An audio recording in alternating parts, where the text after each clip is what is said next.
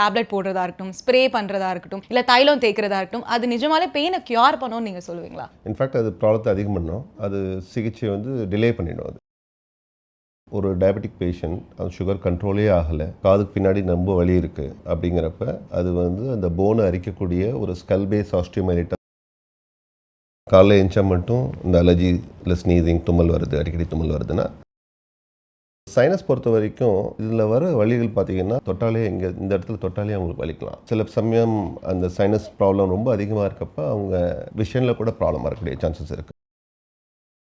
எந்த இடத்துல இருந்தாலும் கொஞ்சம் வெயிட் பண்ணாலும் தூங்குவாங்க, ஆஃபீஸில் தூங்குவாங்க, சம்டைம்ஸ் ட்ரைவ் பண்ணுறப்ப கூட தூங்குவாங்க. அப்ஸ்ட்ரக்டிவ் ஸ்லீப் அப்னியா ஓஎஸ்ஏங்கிற ஒரு நோயோட அறிகுறி.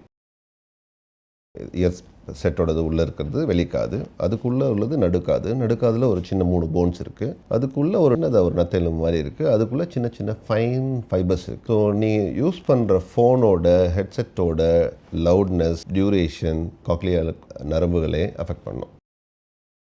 காட்டன் பட்ஸ் யூஸ் பண்ணுறது எந்த அளவுக்கு ஹார்ம்ஃபுல் அப்படின்னு நீங்கள் சொல்லுங்கள்? ஃபஸ்ட்டு உங்களுக்கு எந்த சிம்டமே இருக்காது, பட் அவங்க வந்து காதை க்ளீனாக வச்சுக்கணும்னு நினைப்பாங்க, க்ளீன் பண்ணுவாங்க. ஆனால் அவங்க நினைக்கிறது நடக்கிறது இல்லை, அதுக்கு மாறாதான் நடக்குது. என்னென்னா so what really causes the infection while you travel? தண்ணி பார்த்து குடிக்கிறப்ப நம்ம அது 20 மினிட்ஸ் பாயில் பண்ணி ஆற வச்சு குடிக்கிறது தான் நல்ல ஒரு ஐடியல் இதாக இருக்கும். வியானஸ் நேயர்கள் அனைவருக்கும் வணக்கம். நான் உங்கள் விஜய் பரணி. இன்னைக்கு நம்மளோட ஒரு மோஸ்ட் தெளிவான டாபிக் பற்றி பேசணும் அப்படின்றதுக்காக ஒருத்தர் உட்காந்துருக்காரு. இட்ஸ் அ வாஸ்ட் டாபிக் அப்படின்னு சொல்லலாம். இஎன்டி நிறைய பேசிக்கான விஷயத்தில் நம்ம அவேர்னஸ் இல்லாமல் இருக்கும். ஸோ அதுக்காக நம்மக்கிட்ட நிறைய விஷயங்கள் பகிர்ந்து கொண்டதுக்காக டாக்டர் வெங்கட கார்த்திகேயன் இருக்காங்க. வணக்கம் சார். வணக்கம். எஸ், அப்போலோ ஹாஸ்பிட்டல்ஸ் கிரீன் ஃப்ளோர்லேருந்து நம்மளுக்காக வந்து இந்த விஷயத்தை பண்ண போகிறாரு. So happy to have this conversation. So first ரொம்ப பேசிக்லேருந்து போயிடலாம் சார். இந்த சீசனல் சேஞ்சஸ்லாம் வருதுல்ல, அதனால இஎன்டியில் என்னென்ன ப்ராப்ளம்ஸ் இன்க்ரீஸ் ஆகும் நீங்கள் சொல்லுங்கள். நம்ம சீசனல் சேஞ்சஸ் இருக்கிறப்ப மெயினாக பார்க்குறது நோஸ் அண்ட் சைனஸஸ். இந்த அலர்ஜிக் சைனசைட்டிஸ் சொல்கிற ப்ராப்ளம் காமனாக வரும். அவங்களுக்கு என்னென்ன ப்ராப்ளம் வரும்னா அடிக்கடி தும்முறது, மூக்கடைக்கிறது, மூக்கிலேருந்து சளி வர்றது, ஃபேஸில் வலி வர்றது, தலைவலி வர்றது, இதெல்லாமே காமனாக வரும். இந்த சீசனல் சேஞ்சஸில் மற்ற டைமில் வந்து அவங்க நார்மலாக இருப்பாங்க.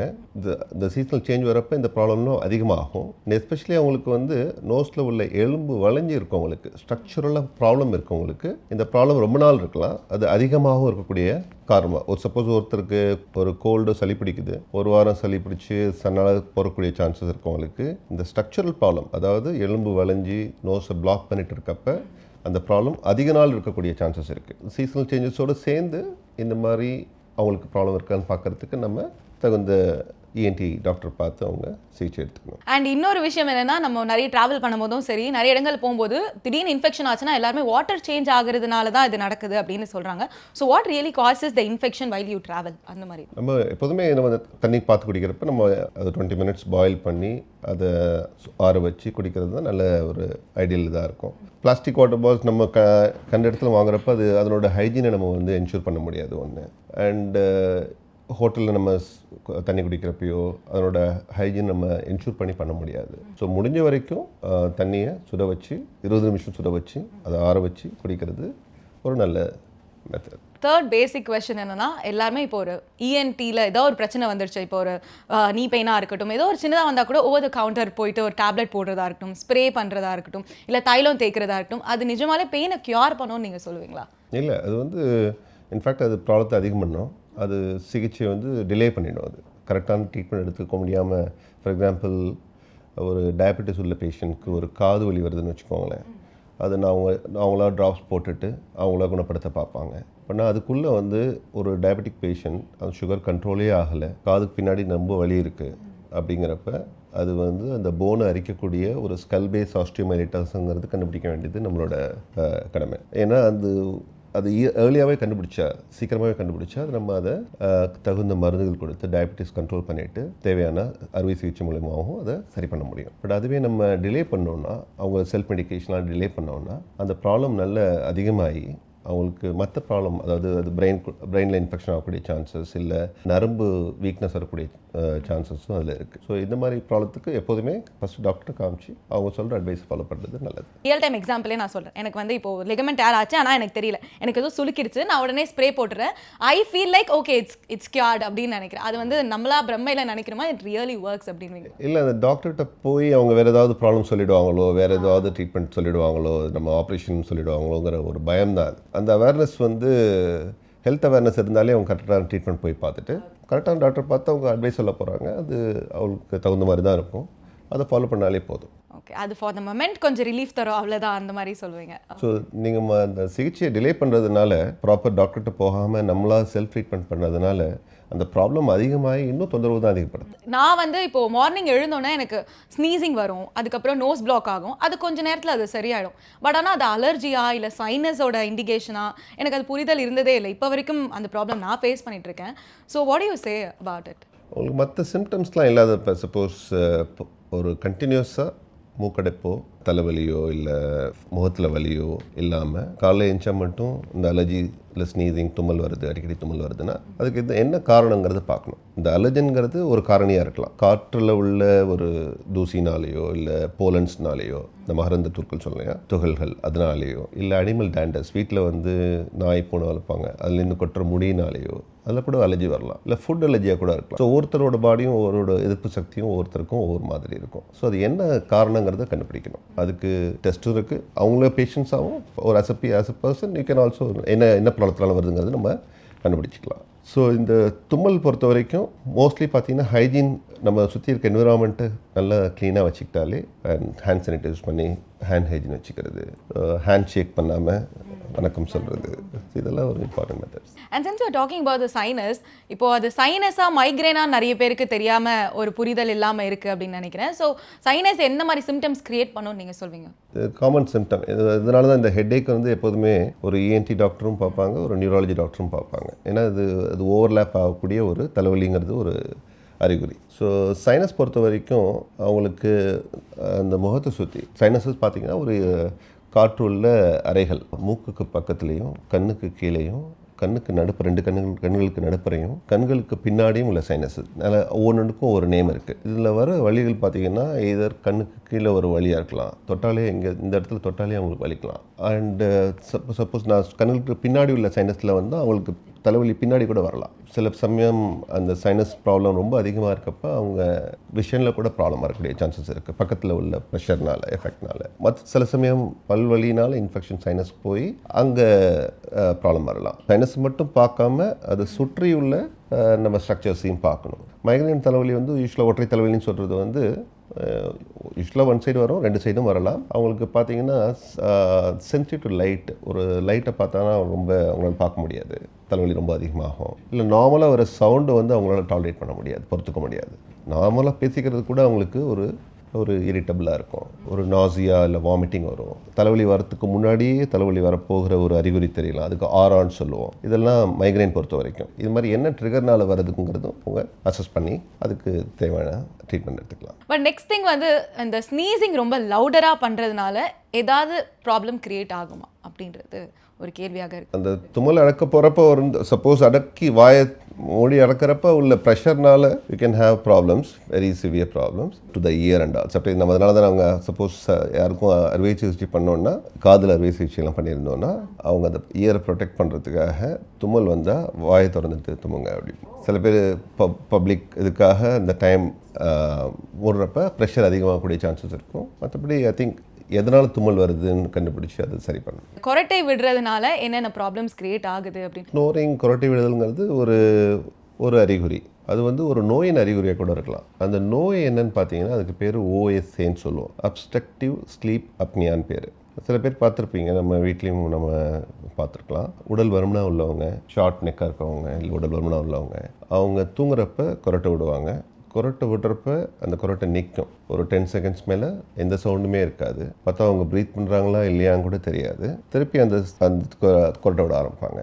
இந்த சைக்கிள், கொரட்டை விடுறது, ப்ரீதிங் ஸ்டாப் ஆகுறது, திருப்பி கொரட்டை விடுறது, இது மாறி மாறி வந்துகிட்டே இருக்கும். அந்த கொரட்டை விடுற நிறுத்தல் நேரத்தை வந்து நம்ம அப்னியான்னு சொல்லுவோம். ஸோ இந்த அப்னியாங்கிறது திருப்பி அடிக்கடி வந்துட்டுருக்கப்ப அவங்களோட ஆக்சிஜன் உள்ளே போகிற கெப்பாசிட்டி ரொம்ப கம்மியாகும். ஸோ உடம்புக்கு எவ்வளோ தேவையான ஆக்சிஜன் போகணுமோ அது போகாது. ஸோ ஆக்சிஜன் போகாதப்ப அந்த கார்பன் டை ஆக்சைடு பில்டப் ஆகி பிரெயினை ஸ்டிமுலேட் பண்ணி அவங்கள முழிக்க வைக்கும். ஸோ இது அடிக்கடி நடக்கும். ஸோ இது ஒரு இரவு இல்லை, ஒரு மாதம் இல்லை, பல வருடங்களாக இருக்கிறப்ப அதனால் நிறைய கெமிக்கல் ரியாக்ஷன் வரும், மெட்டபாலிக் ப்ராப்ளம் வரும். சயின்டிஃபிக் ஸ்டடீஸில் இந்த obstructive sleep apnea it's an independent risk factor. இதுக்கு ஒரு ரிஸ்க் ஃபேக்டர் எதுக்குன்னு பார்த்தீங்கன்னா எல்லா ப்ராப்ளத்துக்குமே diabetes, hypertension, cholesterol, cardiovascular problem, heart related heart attacks, stroke எல்லாத்துக்குமே one of the risk factors is obstructive sleep apnea. இது ஒரு நாளில் வர்றது இல்லை, பல வருடங்களாக இருக்குது இந்த problem.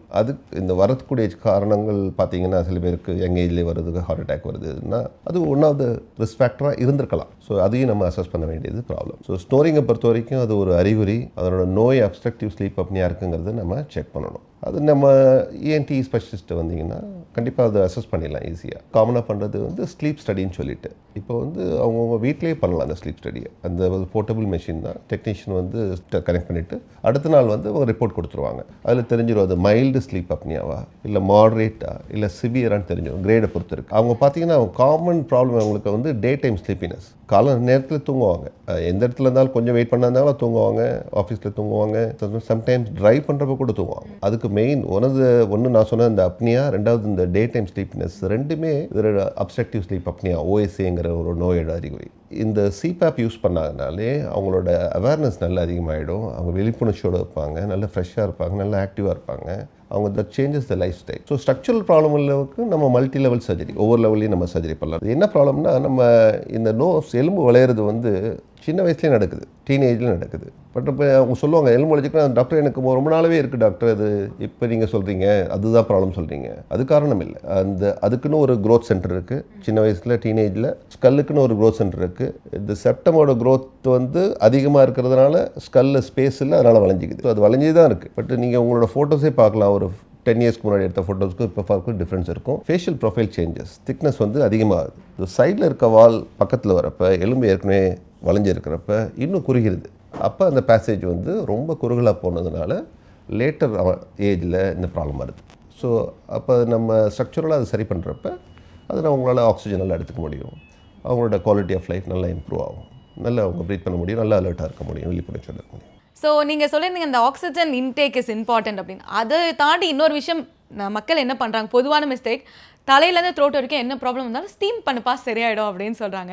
So does it really work அப்படின்ற விஷயம் தான். ஸ்டீம் ஐ திங்க் அவங்களுக்கு ரொம்ப ரொம்ப சூடோட ரொம்ப நேரம் அதை எடுக்காமல், எஸ்பெஷலி அவங்க எப்போல்லாம் தேவையாக இருக்கும், சப்போஸ் மூக்கு அடைப்பு இருக்குது, ஒரு அலர்ஜிக் ப்ராப்ளம்ஸ் இருக்குது, அப்போ எடுத்துகிட்டு நல்ல ஹெல்ப்ஃபுல்லாக இருக்கும். சில பேருக்கு அது ஒத்துக்காமல் இருக்கலாம், அவங்களுக்கு யாரும் ஒத்துக்கலையும் அவங்க எடுத்துக்க வேணாம். இப்போ ரீசன்ட் ஸ்டடி பற்றி பார்த்தீங்கன்னா ஸ்டீமோட சானாங்கிறது இந்த ட்ரை ஹீட் இருக்கு இல்லையா, அது வந்து ரியலி ஹெல்ப்ஃபுல்ங்கிறாங்க. ஸோ சயின்டிஃபிக் ஸ்டடீஸ் அது ப்ரூவ் பண்ணியிருக்காங்க. அது ஆல்மோஸ்ட் கிவ்ஸ் நம்ம கார்டியக் ஹெல்த், இருதய நலத்துக்கும் அது ரொம்ப நல்லதுங்கிறாங்க. டெய்லி ஒரு 20 minutes of dry sauna followed by either cold bath, cold shower, இல்லை அது சானா மட்டுமே நல்ல எஃபெக்ட், நல்ல இம்ப்ரூவ்மெண்ட்டுக்கும் சொல்கிறாங்க. ஸோ எது சூஸ் பிட்வீன் சானா ஸ்டீம் பார்த்தீங்கன்னா சானா ஒரு நல்ல ஆப்ஷன், நல்ல சானாவே இருந்துக்கலாம். அண்ட் அடுத்த வாஸ்ட் டாபிக் வந்து அபவுட் த இயர்ஸ். ஏன்னா சின்ன சின்ன விஷயங்கள் நம்ம நோட்டீஸ் பண்ணாமல் விடுறதுனால அது பெரிய ப்ராப்ளம்ஸ் க்ரியேட் பண்ணலாம் அப்படின்னு இப்போது பேசிக்காக இருக்கிறது ஃபோன் நிறைய நேரம் பேசுகிறதா இருக்கட்டும், அண்ட் இயர்பட்ஸை ரொம்ப ஹை வால்யூமில் கேட்குறதா இருக்கட்டும், லாங்கர் யூசேஜ். இப்போ நானே வந்து காலையிலேருந்து ஈவினிங் வரைக்கும் பாட்டு கேட்குறேன், எனக்கே அது தெரியல, ஆனால் இயர்பட்ஸ் இருக்குது. ஸோ அந்த மாதிரி ஒரு ப்ராக்டிஸ்குள்ளே நம்ம வந்துட்டோம். அது எந்த அளவுக்கு டேமேஜ் க்ரியேட் பண்ணும் அப்படின்னு நீங்கள் சொல்லுங்கள். நீங்கள் அந்த டேமேஜ் வந்து நீங்கள் அப்படி நான் சொல்கிறதுனால அது உங்களுக்கு அந்த இம்பேக்ட் தெரியாது. நீங்கள் எப்படி அதை எடுத்துக்கணுன்னா, உங்களுக்கு வெளிக்காது, நீங்கள் போடுற அந்த ஹெட்செட்டோட இயர்ஸ் செட்டோடது உள்ளே இருக்கிறது வெளிக்காது, அதுக்குள்ளே உள்ளது நடுக்காதில் ஒரு சின்ன 3 போன்ஸ் இருக்குது, அதுக்குள்ளே ஒரு நத்தை எலும்பு மாதிரி சின்னதாக ஒரு நத்தை எலும்பு மாதிரி இருக்குது, அதுக்குள்ளே சின்ன சின்ன ஃபைன் ஃபைபர்ஸ் இருக்குது. ஸோ நீ யூஸ் பண்ணுற ஃபோனோட ஹெட்செட்டோட லவுட்னஸ், டியூரேஷன், அந்த நம்பர் ஆஃப் செல்ஸ் இந்த நத்தைக்குள்ள எலும்புகள் காக்லியால் நரம்புகளே அஃபெக்ட் பண்ணும். எவ்வளோ இன்டென்சிட்டி யூஸ் பண்ணுறீங்களோ, எவ்வளோ டியூரேஷன் யூஸ் பண்ணுறீங்களோ அவ்வளோ பாப்புலேஷன் டேமேஜ் ஆகும். இந்த கார்லேஷன் நீங்கள் வச்சுக்கிட்டாலே நீங்கள் அதை தூரமாக எடுத்து வைக்க பார்ப்பீங்க. எப்படி ஆல்கஹால் லிவருக்கு டேமேஜ் பண்ணுதோ அதே மாதிரி உங்களோட ஃபோனோ இல்லை ஹெட்செட்டோ ஒரு இன்னர் இயர் டெஃபினட்டாக டேமேஜ் பண்ணுங்கிறப்ப அந்த அவேர்னஸ் கண்டிப்பாக வரும். ஸோ நீங்கள் பேசிட்டு இருக்கும்போது நடுவில் காக்லியர் இதுன்னு சொன்னீங்க. நான் இப்போ ரிசர்ச் பண்ணும்போது காக்லியர் இம்ப்ளான்ட் அப்படின்ற ஒரு டேர்ம் வந்து நான் கேள்விப்பட்டேன். பட் எனக்கு அதுக்கான புரிதல் சரியா இல்லை. எனக்கு தெரிஞ்சு மக்களும் ஏதாவது சர்ச் பண்ணும்போது இருந்திருக்காதுன்னு நினைக்கிறேன். So what is cochlear implant, what is about it? Cochlear இம்ப்ளான்ட்ங்கிற கருவி பார்த்தீங்கன்னா ஆல்மோஸ்ட் ஒரு மோர் தென் 30 வருஷத்துக்கு மேலவே இருக்குது. இப்போ நம்ம ஒரு காது கேட்கும் திறன் குறைந்தவர்களுக்கு ஆப்ஷன்ஸ் என்னென்ன நம்மளுக்கு என்னென்ன அவங்க பண்ணலாம். அவங்க ஒரு காது கேட்கும் மெஷின் போட்டுக்கலாம். அது நம்ம காமனாக பார்த்துருப்போம்.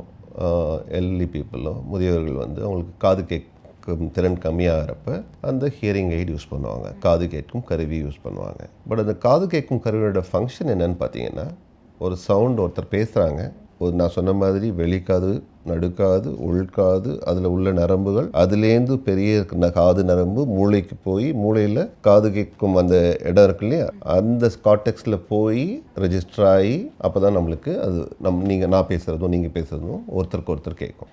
இப்போ இவங்களுக்கு அந்த உள்காதில் உள்ள நரம்புகள் வீக்காக இருக்கிறதுனால நார்மலாக பேசுகிற கான்வர்சேஷன் அவங்க உள்ளே போகாது. ஸோ இந்த ஹியரிங் எய்டோட ஃபங்க்ஷன் என்னன்னா, இதை ஆம்ப்ளிஃபை பண்ணி ஒன்றுங்கிறத ஆம்ப்ளிஃபை பண்ணி சொல்கிறது உள்ளுக்குள்ளே நார்மலாக அவங்களுக்கு போய் கேட்கும். அதுக்கான ஒரு particular type of severity of hearing loss இருக்க வரைக்கும் அந்த ஹியரிங் எய்ட் ஹெல்ப்ஃபுல்லாக இருக்கும். பட் சில பேருக்கு 2 கேட்டகரியும் பார்க்கலாம். 2 பேருக்கு சொல்கிறேன். சிறு குழந்தைகள், அதாவது பிறந்த குழந்தைகள் அண்ட் முதியவர்கள், இந்த 2 இதுலேயும் பார்க்கலாம். சில பேருக்கு எனி ஏஜில் வரலாம், யாருக்கு வேணால் இது வேணால் வரலாம். அவங்களுக்கு 2 காதுலையுமே சிவியர் ஹியரிங் லாஸ், காது கேட்கும் திறன் கம்மியாக இருக்கும். அந்த ஹியரிங் எய்ட்ஸ் போட்டாலும் அந்த ஆம்ப்ளிஃபை பண்ணி சவுண்டு ஒளி வந்து மூளைக்குள்ளே செல்லாது. அவங்களுக்கு என்ன பண்ணணும்? அப்போ தான் காக்லியர் இம்ப்ளான்ட் அங்கே ஹெல்ப் ஆகுது. காக்லியர் இம்ப்ளான்ட் என்ன பண்ணணும்? காக்லியர் இம்ப்ளான்ட் நம்ம அறுவை சிகிச்சை மூலமாக அந்த கருவியை அந்த காது எலும்புக்கு பின்னாடி நம்ம இம்ப்ளான்ட் பண்ணுறோம். அந்த கருவியிலேருந்து வர அந்த எலக்ட்ரோட் ஆரே அதை வந்து உள்காதுக்குள்ளே இம்ப்ளான்ட் பண்ணிடுறோம். அது சொருகிடும். அப்படி பண்ணுறப்ப அதுக்கப்புறம் ஒரு 3 வீக்ஸ் to 6 வீக்ஸில் நடப்புகிற எக்ஸ்டர்னல் காம்பனண்ட்டை அதுக்கு உள்பகுதி ஒன்று இருக்கும், ஸ்கின்னுக்குள்ளே இருக்குது, ஸ்கின்னுக்கு வெளியில் கனெக்ட் பண்ணுற ஒரு எக்ஸ்டர்னல் டிவைஸ் இருக்கும், அதை கனெக்ட் பண்ணிப்போம். இப்போ இந்த கனெக்ட் பண்ணதுக்கப்புறம் இந்த 2 காதும் அவங்களுக்கு கேட்காது இருந்தவங்களுக்கு நம்ம பேசுகிற சவுண்டு எலக்ட்ரிக்கல் சிக்னல்ஸாக போய் சவுண்ட் சிக்னல்ஸ் வந்து எலக்ட்ரிசிட்டி மாறி உள்காது வழியாக போய் பிரெயினை போய் ஸ்டிமுலேட் பண்ணணும். ஸோ எந்த நர்வ்ஸ்லாம் டேமேஜ் இருக்கோ அதில் வந்து அங்கேருந்து நம்ம ஒரு பைபாஸ் எடுத்து அந்த காது கேட்கும் நரம்பு வழியாக பிரெயினுக்கு போகும். இந்த பைபாஸ் எடுத்து போகிற கருவி தான் காக்லியர் இம்ப்ளான்ட். அது அந்த காக்லியான்னு சொல்கிற அந்த நத்தை எலும்பு இருக்கு இல்லையா, அதுக்குள்ளே நரம்புகள் கம்ப்ளீட்டாக வீக்காக இருந்தாலுமே மெயின் நரம்பை ஸ்டிமுலேட் பண்ணி ஒருத்தருக்கு காது கேட்க வைக்க முடியும். ஸோ அது வந்து ஒரு பெரிய greatest invention of 21st century. So அவங்களுக்கு கண்டிப்பாக அவங்களால காது கேட்க முடியும். ஃபார் எக்ஸாம்பிள், குழந்தைங்களுக்கு நம்ம 1 இயர்லேருந்தே கண்டுபிடிக்கலாம். by 1 year, before 1 year also we can identify.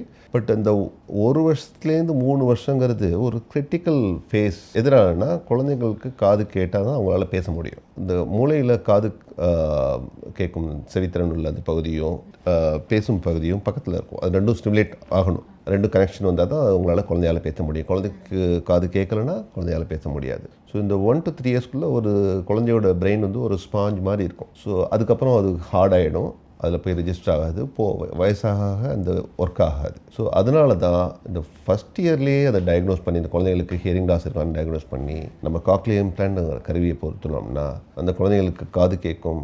காது கேட்குறதுனால அந்த பேசும் ஏரியாவுக்கு கனெக்ஷன் ஆகும், குழந்தைங்களால பேசவும் முடியும். ஸோ எஸ்பெஷலி ஃபார் முதியவர்களுக்கு அவங்க ஹியரிங் எய்ட்ஸ் பெனிஃபிட் ஆகலைன்னா கண்டிப்பாக அவங்களுக்கு காக்லியர் இம்ப்ளான்ட்னால உபயோகம் இருக்குமாங்கிறத நம்ம யோசிக்கணும். இது வெஸ்ட்டில் அமெரிக்கா, யூரோப்லாம் வெரி காமன். என்னென்னா அவங்க 70-80 வயசு இருக்கவங்களுக்கு ஹியரிங் எய்ட்ஸில் அவங்களுக்கு பெனிஃபிட் இல்லை, 2 காதுலையும் அவங்களுக்கு கேட்க முடியலன்னா அவங்க 2 காதுலையும் காக்லியர் இம்ப்ளான்ட் போட்டுட்டு நார்மல் லைஃப் லீட் பண்ணுவாங்க. அவங்களால சோஷியல் என்விரான்மெண்ட், இதை ஒரு கல்யாணம் ஃபங்க்ஷன், ஒரு சினிமா பார்க்குறது, எல்லாரோட சேர்ந்து நண்பர்களோட சேர்ந்து பேசுகிறது, அவங்களோட அந்த லோக்கோமோஷன் அவங்களோட நடக்கிறதெல்லாம் கூட கம்மியானாலும் காது கேட்கும் திறனும் கண் பார்வையும் இருந்தாலே அவங்களோட சோஷியல் ஆக்டிவிட்டி நல்லா இம்ப்ரூவ் ஆகும். அதுக்கு cochlear implant is a real ஒரு வரம்னு சொல்லலாம். ஆனால் இன்னொரு டவுட்டும் வரும் இல்லையா சார், அது சேஃபாக இருக்குமா அப்படின்ற ஒரு கேள்வி. ஏன்னா இன்டர்னலாக அதை பொறுத்து போகிறோம் அப்படின்னு சொல்லும் போது அந்த ஒரு பயமும் இருக்கும் மக்களுக்கு.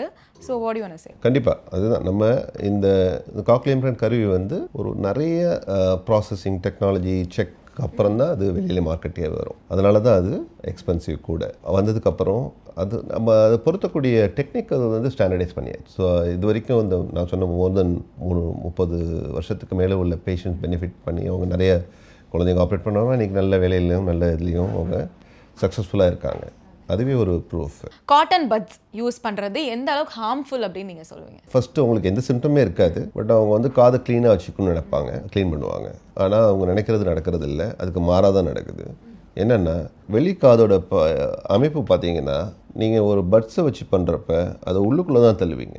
உள்ளுக்குள்ளே தள்ளுறப்ப ஒரு குறுகிய பாதையில் போய் அக்குமுலேட் ஆகும். அதில் வாட்டர் சேர்ந்துக்கிட்டுனா, தண்ணீர் சேர்ந்துக்கிட்டுனா அது இன்ஃபெக்ஷன் வரும். இன்ஃபெக்ஷன் வந்து அதனால் ப்ராப்ளம் அதிகரிக்க வேண்டிய சான்சஸ் இருக்குது. ஸோ நம்ம வேக்சின் வந்தாலே சரி, யாருக்கெல்லாம் நிறைய வேக்ஸ் ப்ரொடியூஸ் பண்ணுறாங்களோ அவங்க ஒரு doctor 6 months 1 year ENT doctor பார்த்துட்டு க்ளீன் பண்ணாலே அது ஒரு நல்ல விஷயம். வேக்ஸ் யூஸ் பண்ணோன்னா அது ப்ராப்ளம் தான் கொண்டு முடியும்.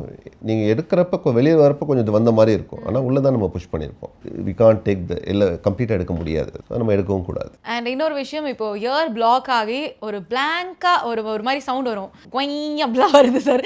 அது வந்து வாட் இஸ் த ரீசன் அப்படின்னு நீங்கள் சொல்லுவீங்க? நம்ம அதுக்கு டினிட்டஸ் சொல்லுவோம். டினிட்டஸ்ங்கிறது எதனாலன்னா நார்மலாக கூட அது வரலாம். ஸ்ட்ரெஸ் அதிகமாகவங்களுக்கு, இல்லை ஸ்லீப் இல்லாதவங்களுக்கு, இல்லை ஹை ஃபங்க்ஷனிங் இண்டிவிஜுவல்ஸ், ரொம்ப டைப் ஏ பர்சனாலிட்டி சொல்கிறவங்களுக்கு, இல்லை நார்மலாகவே சில பேருக்கு அவங்களுக்கு ஹியரிங் லாஸ் இருக்கிறப்பையும் வரலாம். ஹியரிங் லாஸ் அதாவது காது கேட்கும் திறன் கம்மியாக இருந்து அந்த உள்காதில் உள்ள நரம்புகள் அஃபெக்டாக இருந்தால் அப்போ மூளையில் அந்த ரெஜிஸ்டர் ஆகுது, ஒரு சவுண்டாக ரெஜிஸ்டர் ஆகும், அது அவங்களுக்கு வரலாம். சப்போஸ் இந்த ஹியரிங் லாஸ் காது கேட்கும் திறன் நார்மலாக இருக்கவங்களுக்கும் வரப்போ அது மெயின் காரணம் பார்த்திங்கன்னா ரொம்ப ஸ்ட்ரெஸ்ஃபுல்லாக இருக்கவங்க, டென்ஷன் அதிகமாக இருக்கவங்களுக்கு அந்த மாதிரி டினிட்டஸ் வரலாம். சில பேஷண்ட்ஸ்க்கு சடனாக நீங்கள் சொன்ன மாதிரி சடனாக காது பிளாக் ஆகுது, சடனாக காதில் சவுண்டு வருதுன்னா அது கொஞ்சம் நம்ம கேர்ஃபுல்லாக இருக்கணும். இந்த இயர் ட்ரம் பற்றி பேசினோம், பட் எக்ஸ்டர்னல் இயர்ஸில் இந்த மாதிரி நிறைய பியர்சிங்லாம் பண்ணியிருக்காங்கல்ல, அவங்களுக்குலாம் அந்த இயர் டேமேஜ் நடக்குமா? ஏன்னா எங்கள் அம்மாலாம் சொல்லுவாங்க, ஐயோ நர்வில் குத்திர போகிறாங்க, பார்த்து பத்திரம், குத்தக்கூடாது அப்படின்ற ஒரு ரெஸ்ட்ரிக்ஷன்ஸ்லாம் இருக்கும்.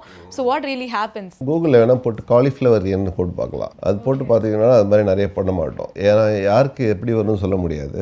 பட் இது இந்த காட்லேஜ்னு இருக்கிறது வந்து இந்த குருத்தெலும்புன்னு சொல்லுவோம். இந்த குருத்தெலும்பு இல்லாத பகுதியிலையும் குத்துறப்ப அங்கேருந்து இன்ஃபெக்ஷன் பரவி அந்த குருத்தெலும்பு அஃபெக்ட் பண்ணக்கூடிய சான்சஸ் இருக்குது. அந்த குருத்தெலும்பு அஃபெக்ட் ஆனிச்சுன்னா அந்த பிக்சர் வரும். காலிஃப்ளவரில் எப்படி அந்த ப்ரொஜெக்ஷன் இருக்கோ அது மாதிரி ஆகக்கூடிய சான்சஸ் இருக்குது. அந்த இன்ஃபெக்ஷன் அங்கே பரவினாலே அந்த இயரோட ஸ்ட்ரக்சர் சேஞ்ச் ஆகக்கூடிய சான்சஸ் இருக்குது. ப்ராப்பராக ஹைஜீனிக்காக ஆக்சுவல் இந்த கீழே பண்ணுற போர்ஷன், லொபியூல் சொல்கிற போர்ஷன் வந்து சேஃபாக. Anything beyond that multiple year piercing should be avoided. அதை அவாய்ட் பண்ணுறது நல்லது. ஏன்னா இப்போ கரண்ட் ட்ரெண்ட் இங்கே உள்ளே குத்துறதாகட்டும், இப்போ வெளியே இந்த இயர்ஸ் தாண்டி உள்ளே இருக்க செக்மெண்ட்ஸ் எல்லாருக்குமே அது கண்டிப்பாக நான் வந்து கூடாது சொல்லுவேன். நான் சொன்ன ஒரே காரணம் வந்து அந்த கார்ட்லேஜில் இன்ஃபெக்ஷன் வரக்கூடிய சான்சஸ் அதிகம்.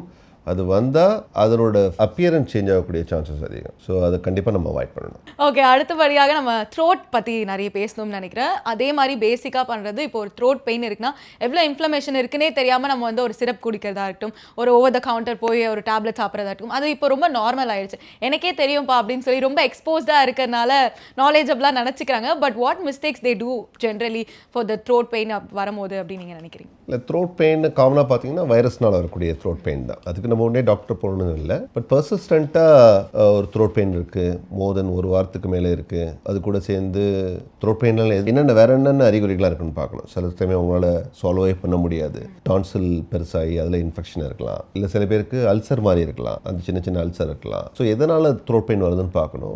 ஒரு நார்மல் ஒரு கோல்டு வருது, மூக்கில் சளி வருது, இல்லை தும்மல், அலர்ஜி, வைரல் இன்ஃபெக்ஷன்ஸ், அது மாதிரி வந்து ஒரு த்ரோட் பெயின் இருக்கப்போ யூஸ்வலாக ஒரு 1 வீக்கில் 5 days to 1 weekலேயே செட்டில் ஆகிடும். நம்ம யூஸ்வலாக பேரஸ்டமால் அந்த மாதிரி இது மவுத் வாஷஸ் பண்ணுறப்ப சரியாயிடும். பட் அதிகமாக இருக்கவங்களுக்கோ, இல்லை சிம்டம்ஸ் ரொம்ப சிவியராக இருக்கவங்களுக்கோ, இல்லை நான் சொன்ன மற்ற சிம்டம்ஸ்லாம் டான்சிலில் சிவியர் பெயின் இருக்குது, சாப்பிடவே முடியல, இது கனெக்டிக் எல்லாமே இருக்குன்னா உடனே அவங்க டாக்டர் பார்க்கணும். ஸோ எந்த காரணத்தினால வருதுங்கிறத நம்ம பார்த்து அதை குணப்படுத்த முடியும். Self medication always should be avoided. அதை வந்து நான் துவைக்கிறது நல்லது. அண்ட் இன்னொரு விஷயம், இப்போ த்ரோட் பெயின் வருது, இரிட்டேட்டிங்காக இருக்குது அப்படின்னா நம்ம வந்து ஹாட் வாட்டர் குடிக்கிறோம். எனக்கு நிறைய வாட்டி டவுட் இருந்திருக்கு, ஆல்ரெடி இன்ஃப்ளமேட் ஆகிருக்கே, அதில் சூடாக நம்ம தண்ணி ஊற்றுறோமே, அது கரெக்டாக தப்பா அப்படின்ற ஒரு கேள்வி இருந்திருக்கு. So what you want? Anything extreme is bad. எது too cold or too hot. ரொம்ப குளிர்ந்த நீரும் இருக்கக்கூடாது, ரொம்ப சூடான நீரும் இருக்கக்கூடாது. லியூக்வார்ம், நல்ல ஒரு வார்மான வாட்டரு, வெது வெதுப்பான நீர், அது நல்ல தொண்டைக்கு நல்லது தான். அது எக்ஸ்ட்ரீம் டெம்பரேச்சர் எப்போது எக்ஸ்ட்ரீம் அவாய்ட் பண்ணுறது நல்லது. இப்போ நிறைய கேள்வி வருது, ஏன்னா இஎன்டி அப்படின்னால எல்லாரும் ஸ்கேர் ஆகிடுறாங்க, ஐயோ இஎன்டி ஆப்ரேஷனா. ஸோ என்னென்ன அட்வான்ஸ்மெண்ட்ஸ் நம்மளுக்கு இப்போ வந்திருக்கு, பெயின்லெஸ்ஸாக இருக்கட்டும், இல்லை ரெக்கவரி ஸ்டேஜாக இருக்கட்டும், எந்த அளவுக்கு அட்வான்ஸ்மெண்ட்ஸ் ஆயிருக்கு இஎன்டியில் அப்படின்னு சொல்லுவீங்க? இஎன்டி பார்த்தீங்கன்னா ஒரு அட்வான்சிங் ஸ்பெஷாலிட்டி. பிகாஸ் அந்த ஒவ்வொரு ஏஎன்டி ஃபீல்டில் உள்ள சப் ஸ்பெஷாலிட்டிஸ் மாதிரி அட்வான்ஸ்மெண்ட்ஸ். ஃபார் எக்ஸாம்பிள் இந்த ஸ்கல் பேஸ் சர்ஜரின்னு சொல்கிறது அதை ரெண்டாக பிரிக்கிறோம். ஃப்ரண்ட்டில் பண்ணுறது ஆன்டீரியர், முன்பக்கம் பண்ணுறது இது மூக்கும் சைனஸ் அந்த பகுதி, அதுலேருந்து கபால அடித்தளம் இல்லை ஸ்கல் பேஸ் சொல்கிறது, இல்லை மூளையோட அடித்தளம் அதில் உள்ள டியூமர்ஸை ட்ரீட் பண்ணுறது ஆன்டீரியர் ஸ்கல் பேஸ் சர்ஜரின்னு சொல்கிறோம். லேட்ரல் ஸ்கல் பேஸ் சர்ஜரி வந்து காது, அதே மாதிரி அதுக்கு அருகில் உள்ள கபால அடித்தளம் ஸ்கல் பேஸ் மூளைப்பகுதி, அதில் வர கட்டிகளையும் ப்ராப்ளத்தையும் நம்ம சால்வ் பண்ணுறதுக்கு லேட்ரல் ஸ்கல் பேஸ் சர்ஜரின்னு சொல்கிறோம். ஸோ இப்போ இதுக்கு என்ன அட்வான்டேஜஸ்னால், இந்த மாதிரி ப்ராப்ளத்தை சப்போஸ் இங்கே ஒருத்தருக்கு செரிப்ரோஸ்பைனல் ஃப்ளூயிட் லீக்குன்னு சொல்கிற ஒரு கண்டிஷன் இருக்குது, அதாவது மூளை இருக்குது, மூளையை சுற்றி ஒரு கவரிங் இருக்குது, அந்த கவரிங்குள்ளே ஒரு நீர் இருக்குது, அதுக்கு பேர் செரிப்ரோஸ்பைனல் ஃப்ளூயிட் சொல்லுவோம். அது ஒரு க்ளோஸ்டு ஸ்பேஸில் இருக்கும், அது வெளியில் லீக் ஆகக்கூடாது. சில பேருக்கு டேப் மாதிரி நோஸ் வழியாக கொட்டும், அதுக்கு பேர் சிஎஸ்எஃப் ரைனரியான்னு பேர். அந்த சிஎஸ்எஃப் ரைனரியா வந்தால் அதை நம்ம உடனடியாக சரிப்படுத்தணும். ஏன் சரிப்படுத்தணும்னா, இன்ஃபெக்ஷன் வெளியிலேருந்து உள்ளே போய் மூளையை அஃபெக்ட் பண்ணக்கூடிய சான்சஸ் இருக்குது. மெனிஞ்சைட்டிஸ்னு ஒரு கண்டிஷனோட சான்ஸ் இருக்குது. இப்போ இந்த ஸ்கல் பேஸ் சர்ஜரி வந்ததுக்கப்புறம் team of ENT surgeon and neuro surgeon ரெண்டு பேரும் சேர்ந்து நோஸ் வழியாகவே போய் எங்கேருந்து லீக் வருதோ அதை நம்ம சீல் பண்ணிடுறது. ஸோ இப்போ நம்ம அந்த பெரிய அட்வான்ஸ்டு நியூரோ சர்ஜரி ப்ரொசீஜர் தேவையில்லை. இது ஒரு ஃபீல்ட் சப்ஸ்பெஷாலிட்டி. இன்னொன்று robotic head neck surgery. Robotic head neck surgery பொறுத்த வரைக்கும் ரெண்டு விதம் பிரிக்கலாம். டிரான்ஸ்ஓரல் ரொபாட்டிக் சர்ஜரிங்கிறது, அதாவது இந்த ஏர்லி கேன்சர்ஸை நம்ம வாய் வழியாகவே போய் நம்ம அதை எடுத்துட முடியும். அந்த டியூமர்ஸ் வந்து அட்வான்ஸ் ஆகிறதுக்கு முன்னாடியே, அட்வான்ஸ் டியூமர்ஸாக ப்ரெசென்ட் ஆகிறதுக்கு முன்னாடியே நம்ம வாய் வழியாக போய், ரோபோட்டோட அட்வான்டேஜ் பார்த்தீங்கன்னா மேக்னிஃபைடு விஷன், 10 டைம்ஸ் மேக்னிஃபிகேஷன், ஒரு 3D விஷன் கிடைக்கும். கிளியர் கட்டாக எது டியூமர் எது நார்மல் டிஷ்யூன்னு தெரியும். அதனால் அந்த இடத்த போய் நம்ம ரிமூவ் பண்ண முடியும். ஸோ இப்படி இருக்கிறப்ப அவங்களுக்கு ஈஸியாகவே அவங்கள நம்ம டிஸ்சார்ஜ் பண்ண முடியும், ஏர்லியாக டிஸ்சார்ஜ் பண்ண முடியும். ரத்த கசிவு கம்மியாக இருக்கும். அவங்களுக்கு இந்த ப்ரீதிங் டியூப், சுவாச குழாய் ட்ரெக்காஸ்டமிங்கிற டியூப் போட தேவை இருக்காது. ஊன் ஹீலிங், நல்ல புண்ணு ஆறுறதும் சீக்கிரமாகவே ஆறும். அவங்க நார்மலாகவே ஸ்வாலோ பண்ணுவாங்க, ஏர்லி ஸ்வாலோயிங் இருக்கும். இதெல்லாம் advantages of transoral robotic அறுவை சிகிச்சை முறை, அதாவது வாய் வழியாக போய் பண்ணுற ரொபாட்டிக் அறுவை சிகிச்சை முறை. நான் சொன்ன மாதிரி அது டியூமர்ஸ்க்கு ரொம்ப ஹெல்ப்ஃபுல்லாக இருக்கும். பட் நீங்கள் சொல்லும் போது லைட்டாக ஒரு பயம் வருது. என்னென்னா, நம்ம ரொம்ப க்ரூஷலான, நான் சொன்ன மாதிரி நோஸாக இருக்கட்டும், இயர் எல்லாமே ரொம்ப சென்சிட்டிவான விஷயங்கள். ஸோ ரோபோட் வழியாக அதை நம்ம பண்ணுறது அப்படின்னும் போது அக்யூரேசி அஃப்கோர்ஸ் இருக்கும், பட் அது சேஃபாக இருக்குமா அப்படின்ற ஒரு பயம் வரும் இல்லையா? புது டெக்னாலஜிஸ் வரும்போது பயம் அதிகமாக ஆகிட்டே இருக்குது. இது கண்டிப்பாக சேஃபான ப்ரொசீஜர். பிகாஸ் நம்ம எப்படி ஒரு அறுவை சிகிச்சை பண்ணுறப்ப சர்ஜன் கண்ணில் பார்த்து கையில் யூஸ் பண்ணுறாரோ அதனோட எக்ஸ்டென்ஷன் தான் ரொபாட். அவர் அந்த உட்காந்து ரொபாட், அவரோட கை மூமெண்ட்டு தான் ரொபாட்டோட இன்ஸ்ட்ருமெண்ட்டோட மூமெண்ட்டாக இருக்கும். ரொபாட்டோட எண்டோஸ்கோப் பார்க்குறது தான் அவரோட பார்வையார். ஸோ ரெண்டுமே ஒன்று தான். ஸோ அதனால் சேஃப்டியை பொறுத்த வரைக்கும் 100% சேஃப்டி. அண்ட் இன்னொரு விஷயம், தைராய்டு அண்ட் பேராதைராய்டு, இது ரெண்டுத்துக்குமே என்னென்ன லேட்டஸ்ட் அட்வான்ஸ் டெக்னாலஜிஸ் வந்திருக்குன்னு நீங்கள் சொல்லுவீங்க? சொன்ன மாதிரி நான் தைராய்டை பொறுத்த வரைக்கும் ரொபாட்டிக் அறுவை சிகிச்சை முறையை வந்து அதாவது ரிமோட் ஆக்சஸ் ரொபாட்டிக் அறுவை சிகிச்சை முறை, யார் யாருக்கெல்லாம் தழும்பு வரக்கூடாதுன்னு நினைக்கிறாங்களோ அவங்களுக்கு வந்து அது ஒரு பெரிய ஒரு ரிசல்ட். அது ஒரு பூன் தான். அது சில டியூமர்ஸ்க்கு அந்த மாலிகுலர் டெஸ்டிங்லாம் வந்திருக்கு. அந்த மாலிகுலர் டெஸ்டிங் பண்ணுறது மூலமாக என்னென்ன டியூமர்ஸ்க்கு நம்ம ஃபாலோ பண்ணலாம், எந்தெந்த டியூமரை நம்ம ஆப்ரேட் பண்ணணும் அப்படிங்கிற ஒரு டிசிஷன் எடுக்க முடியும், முடிவு எடுக்க முடியும். எல்லா தைராய்டு கட்டிங்களும் நம்ம ஆப்ரேஷன் பண்ணுங்கிறது தேவையில்லை. அந்த டிசிஷன், அந்த முடிவு எடுக்கிறதுக்கு டெஸ்ட்ஸில் வந்திருக்கு. அதே மாதிரி பேரதைராய்டு பொறுத்த வரைக்கும் தைராய்டு கிளாண்டுக்கு பின்புறம் உள்ள ஒரு ஏரியாவில் ஒரு 4 சின்ன பட்டாணி மாதிரி இருக்க சைஸில் உள்ள கிளாண்டு தான் பேரதைராய்டு கிளாண்ட். அந்த 4 கிளாண்டு பண்ணுற வேலைகள் பார்த்திங்கன்னா, கால்சியம்ஸ் அதுலேருந்து தான் வருது, பேரத்தார்மோன்கிறது அதுலேருந்து தான் வருது. அந்த பேரத்தார்மோன் தான் கால்சியம் மெட்டபாலிசத்தை சப்போர்ட் பண்ணுது. ஸோ சில பேருக்கு அந்த 4 கிளாண்டில் ஏதாவது ஒரு கிளாண்டு ஸ்வெல்லிங் வந்து அந்த பேரத்தார்மோனோட லெவல் அதிகமாகும். அந்த பேரத்தார்மோன் போய் போனில் இருக்க கால்சியத்தெலாம் வெளியில் எடுத்து பிளட்டு கொண்டாந்துடும். அதனால் பிளட்டில் கால்சியம் பண்ணிங்கன்னா கால்சியம் லெவல் அதிகமாக இருக்கும். அவங்களுக்கு வந்து இதெல்லாம் நம்ம இப்படி சொல்கிறோம், அவங்களுக்கு வரவங்க வந்து ஒரு ஃப்ராக்சரோடு வருவாங்க, மல்டிபிள் ஃப்ராக்சரோடு வருவாங்க. ஆப்போசிட் சைட்லேருந்து பார்க்குறப்ப என்ன காரணம்னு தெரியாது. கிட்னி ஸ்டோன்ஸோடு வருவாங்க. ஏன்னா கால்சியம் நிறையா இருக்கிறனால நிறைய கிட்னி ஸ்டோன்ஸ் இருக்கும், மல்டிபிள் ஃப்ராக்சர்ஸ் இருக்கும், சைக்கலாஜிக்கல் டிஸ்டர்பன்சஸ் இருக்கலாம், வயிற்று வலி வரலாம். சில சமயம் இதை நம்ம டெஸ்ட் பண்ணலாம், பேரத்தார்மோன் கால்சியம் டெஸ்ட் பண்ணாமல் இருந்தோம்னா என்ன காரணத்தில் வருதுன்னு சொல்ல முடியாது. பட் இது பண்ணி பார்க்குறப்ப பேரதைராய்டு பிடிஹெச் அதிகமாக இருக்கும், கால்சியம் அதிகமாக இருக்கும். நம்ம அடுத்த ஸ்டெப் அதுக்குன்னு ஒரு ஸ்பெஷல் ஸ்கேன் இருக்குது, அதை பண்ணோன்னா அதில் லைட்டப் ஆகும், எந்த கிளாண்ட்லேருந்து வருதுங்க தெரிஞ்சிடும். அந்த சின்ன ஒரு பட்டாணி மாதிரி இருக்கிற கிளாண்டை நம்ம எடுத்து அந்த டியூமரை எடுத்தோன்னா அந்த மற்ற எல்லா ப்ராப்ளமும் சால்வ் ஆகிடும், பாடியில் எல்லா ப்ராப்ளமும் சால்வ் ஆகும். அதுதான் அட்வான்சஸ் இன் பேரதைராய்டு சர்ஜரி. அண்ட் இன்னொரு விஷயம் நான் கேட்க வேண்டியது, இது ஃபைனல் கொஸ்டின் அப்படின்னே சொல்லலாம்.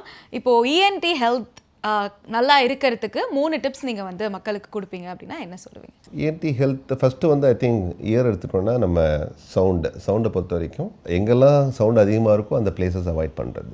Loud speakers, amplifiers, DJ parties அதுலேருந்து தூரமாக இருக்கிறது நல்லது. ஹெட்ஃபோன்ஸ் அது கம்மியாக யூஸ் பண்ணுறது நல்லது. டியூரேஷன் எவ்வளோ கம்மியாக டைமும் கம்மி வால்யூம் பெட்டர். அது வந்து inner ear health. For nose பொறுத்த வரைக்கும் உங்களுக்கு நான் சொன்ன மாதிரி அந்த அப்பர் ஏர்வே அப்ஸ்ட்ரக்ஷன் அடைப்பு இருந்தால் அதை ப்ராப்பராக எவாலுவேட் பண்ணி அது சரி பண்ணுறது நாட் ஃபார் இப்போதைக்கு இல்லை, ஈவன் 20-30 வருஷத்துக்கு பின்னாடி வரக்கூடிய ப்ராப்ளத்தை கூட அது சால்வ் பண்ணணும். யங் ஏஜ்லேயே அது ப்ராப்ளம் இருந்தால் அது சரி பண்ணிக்கிறது. 3வது த்ரோட்டை பொறுத்த வரைக்கும் நம்ம சில சிம்டம்ஸ்லாம் இருக்குது, அதை நம்ம முன்னாடியே தெரிஞ்சுக்கிட்டால் நம்ம ப்ரீ கேன்சரஸ் சொல்கிற கேன்சர் வரதுக்கு முன்னாடி வர அறிகுறிகள்லாம் நம்ம ஏர்லியாகவே நம்ம தெரிஞ்சுக்கிட்டோம்னா நம்ம முதலே சிகிச்சை எடுக்க முடியும். ஃபஸ்ட்டு நம்ம இயர் பொறுத்த வரைக்கும் நம்ம ஹெட்செட் யூஸ் பண்ணாமல் இருக்கிறது, ஒன்று வால்யூம் அதிகம் வச்சு கேட்காமல் இருக்கிறது, இல்லை நிறைய நேரம் யூஸ் பண்ணாமல் இருக்கிறது, எவ்வளோ கம்மியாக வச்சு கேட்க முடியுமோ 60% வால்யூம் வச்சு கேட்குறது ஒரு சேஃபான மெத்தட். அது ஒரு ரூல் எடுத்துக்கலாம். நோஸ் பொறுத்த வரைக்கும் அலர்ஜென்ஸ் எக்ஸ்போஷர், சப்போஸ் ஒருத்தருக்கு அலர்ஜி இருக்குன்னா எதனால் அலர்ஜென் காரணிங்கிறதுக்கு அவாய்ட் பண்ணுறதுக்கு சுற்றுப்புறத்தை தூய்மையாக வச்சுக்கிறது, ஹேண்ட் ஹைஜீன் வச்சுக்கிறது, நம்ம கை கழுவி அதுலேருந்து இன்ஃபெக்ஷன் வராமல் தடுக்கிறது.